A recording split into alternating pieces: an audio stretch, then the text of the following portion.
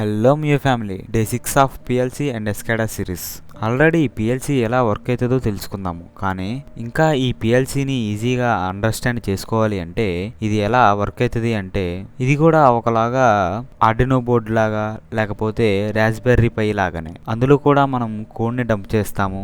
అందులో కూడా digital inputs digital outputs ఉంటాయి. ఇందులో కూడా అలానే ఉంటాయి. మరి అవే యూజ్ చేయొచ్చుగా. మళ్ళీ పిఎల్సి అని ఎందుకు వచ్చింది అంటే ఇప్పుడు ఏదైనా ఇండస్ట్రీలో చూసుకున్నా పవర్ సిస్టమ్స్లో చూసుకున్నా కానీ అవి ఆపరేషన్స్ అనేవి 24/7 జరుగుతూ ఉంటాయి. మధ్యలో ఎటువంటి ఇంటరప్ట్ జరిగినా కానీ టోటల్ సిస్టమ్ మొత్తం డ్యామేజ్ అవుతుంది. ఇండస్ట్రీస్లో చూసుకుంటే ప్రొడక్షన్ డ్యామేజ్ అవుతుంది. పవర్ సిస్టమ్స్లో చూసుకుంటే పవర్ సప్లై అనేది జరగదు. సో ఇవన్నీ కంట్రోల్ చేయడానికి ఆ ఎక్విప్మెంట్స్ అనేవి హై గ్రేడ్తో ఉండాలి. అంటే అట్లీస్ట్ ఒక 10 ఇయర్స్ 20 ఇయర్స్ అలా కంటిన్యూస్గా వర్క్ అవ్వాలి. ఎందుకు అంటే ప్రతిసారి ఈ ఎక్విప్మెంట్సే డ్యామేజ్ అయ్యి వీటికే మెయింటెనెన్స్ అయితే ఇంకా పవర్ సప్లై ఏం జరుగుతుంది, ఇంకా ప్రొడక్షన్ ఏం జరుగుతాయి, ఇండస్ట్రీస్ ఎలా రన్ అవుతాయి. సో అందుకనే ఈ పిఎల్సి అనేది వచ్చింది. ఈ పిఎల్సికి చాలా హై ఇండస్ట్రియల్ గ్రేడ్ ఉంటుంది. ఇవి చాలా రిలయబుల్ తో ఉంటాయి. ఎక్కువ ఇయర్స్ వర్క్ అవుతాయి. అడ్డం పెట్టి ఒక 10 to 20 ఇయర్స్ అలా వర్క్ అవుతూ ఉంటాయి. అందుకనే ఈ పిఎల్సి అనేది ఎక్కువగా యూస్ చేస్తూ ఉంటారు ఇండస్ట్రీస్ లో కానీ పవర్ సిస్టమ్స్ లో కానీ.